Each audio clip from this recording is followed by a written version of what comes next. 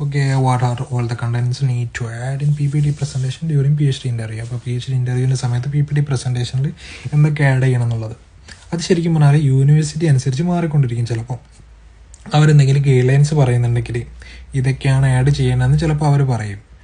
Okay, അതൊക്കെ അവർ പറയുന്നുണ്ടെങ്കിൽ നമ്മൾ അതൊക്കെ ആഡ് ചെയ്തിട്ട് നമ്മളൊരു PPT ഉണ്ടാക്കിയാൽ മതി. അഥവാ അവർ ഗൈഡ് ലൈൻസ് ഒന്നും പറയുന്നില്ല എന്നാണെങ്കിൽ നമ്മളുടെ ഒരു താല്പര്യം പോലെ, ഇതിപ്പോൾ ഞാൻ പറയുകയാണെങ്കിൽ എൻ്റെ ഒപ്പീനിയനാണ്, ഓരോരുത്തർക്കും മാറാം. ഇപ്പം എൻ്റെ ഒപ്പീനിയൻ അനുസരിച്ച് ഒരു സ്ലൈഡ് നമ്മുടെ ഇൻട്രൊഡക്ഷൻ, നമ്മുടെ ബാക്ക്ഗ്രൗണ്ട്, നമ്മുടെ എഡ്യൂക്കേഷൻ, ആ കാര്യങ്ങളൊക്കെ പറഞ്ഞിട്ട് അത് കഴിഞ്ഞിട്ട് നമ്മുടെ റിസർച്ച് എക്സ്പീരിയൻസ് പറയാം. അത് കഴിഞ്ഞിട്ട് നമ്മൾ എന്തുകൊണ്ടാണ് ഈ യൂണിവേഴ്സിറ്റിയിൽ അപ്ലൈ ചെയ്യാൻ ഇൻട്രസ്റ്റ് ഉള്ളത്, എന്താണ് നമ്മളുടെ ഒരു റിസർച്ച് ഇൻട്രസ്റ്റ് എന്നുള്ളത് നമുക്കതിൽ കാണിക്കാം. അത് കഴിഞ്ഞിട്ട് നമുക്ക് എന്ത് ചെയ്യാം, നമുക്ക് വല്ല പബ്ലിക്കേഷൻസ് ഉണ്ടെങ്കിൽ അത് ആഡ് ചെയ്യാം. പിന്നെ അതും കഴിഞ്ഞിട്ട് നമുക്ക് റിസർച്ച് പ്രൊപ്പോസ് ചെയ്യാനുണ്ടെങ്കിൽ, നമുക്ക് വല്ല പ്രൊപ്പോസലും നമുക്ക് പറയാൻ ആഗ്രഹം ഉണ്ടെങ്കിൽ അത് ആഡ് ചെയ്യാം. അത് കഴിഞ്ഞിട്ട്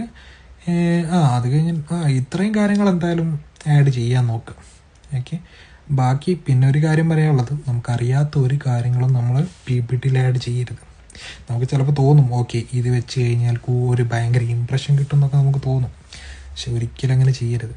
അപ്പോൾ അതിനെക്കുറിച്ച് എന്തെങ്കിലും നമുക്ക് ക്വസ്റ്റ്യൻ വന്നു കഴിഞ്ഞാൽ നമുക്കത് ഡിഫെൻഡ് ചെയ്യാൻ കഴിഞ്ഞില്ലെങ്കിൽ, അല്ലെങ്കിൽ നമുക്കത് ജസ്റ്റിഫൈ ചെയ്യാൻ കഴിഞ്ഞില്ലെങ്കിൽ അത് ഭയങ്കര നെഗറ്റീവ് ഇമ്പ്രഷനിലേക്ക് പോകും.